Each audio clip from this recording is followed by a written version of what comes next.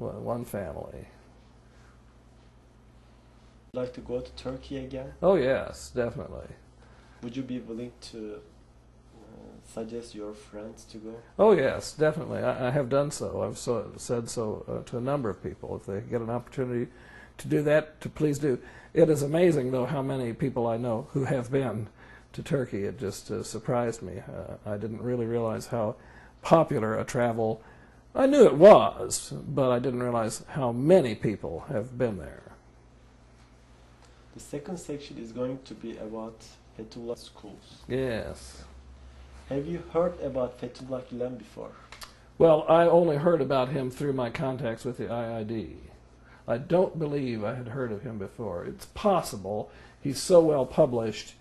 It's possible, but I think it's mainly been through the IID students and the material they've given me that I have seen and read of his. Have you read any of his works? Yes, I have a number of his books at home, and I've read some of almost all of them.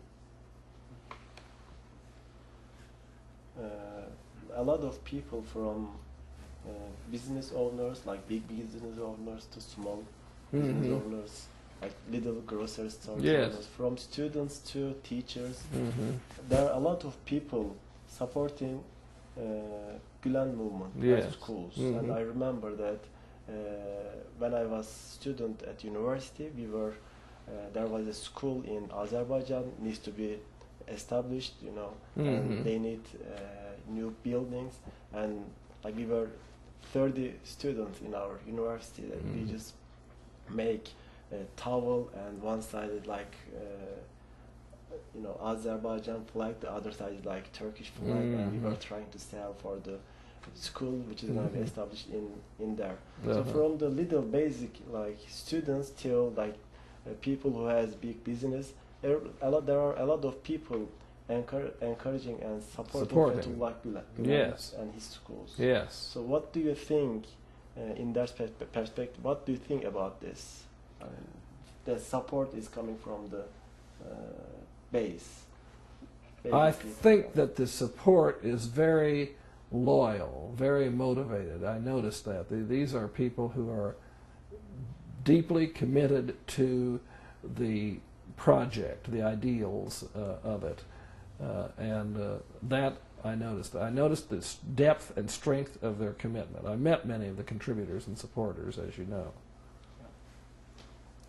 I heard many scholars and professors, even the priests and also imams, saying that they are looking at the Fethullah Gulen's work for the Turkey and for the world, and opened more than 1,000 schools in all over the world, and almost in every country there are some schools, and trying to build some peace, bring understanding among the people.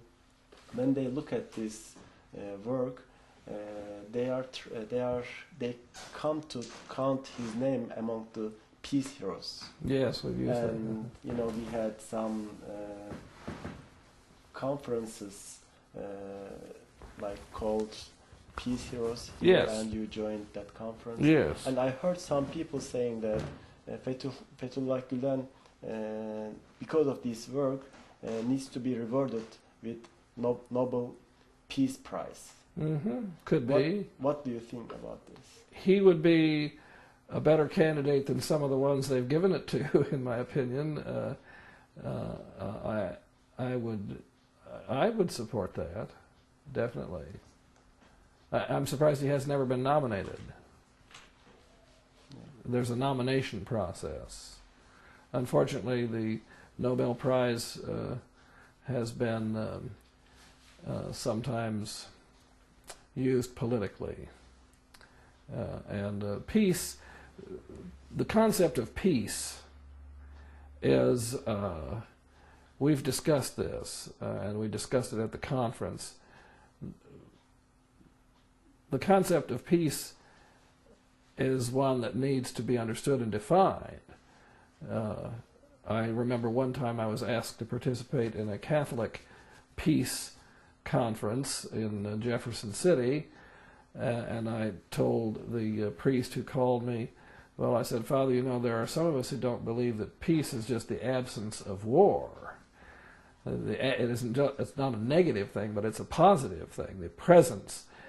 And I don't know how the conference came out. I just know they didn't call on me to participate on the committee. I think they had a different agenda from mine. And sometimes the Nobel Prize has been lately, some years, a little agenda-driven, some a tendency, an anti-American bias. And I think the people who really believe in the peace that is based on mutual respect and understanding need to get away from the politicization and the partisanship. I think they need to back off from that. We recently saw this funeral of Mrs. Coretta Scott King, and several people couldn't resist the temptation to politicize it. Well, all that does is spread anger. And third section is going to be dialogue and universal peace. Mm-hmm. We will have, let me see, 7 questions in that section.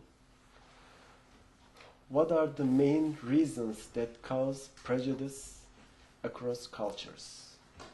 Ignorance causes prejudice. Aggression causes prejudice. People won't forget it. They'll remember it for a long time, hundreds of years, sometimes previous aggression, which is driven by a political desire to dominate other people or control some product or resource or area. So that is something that causes prejudice.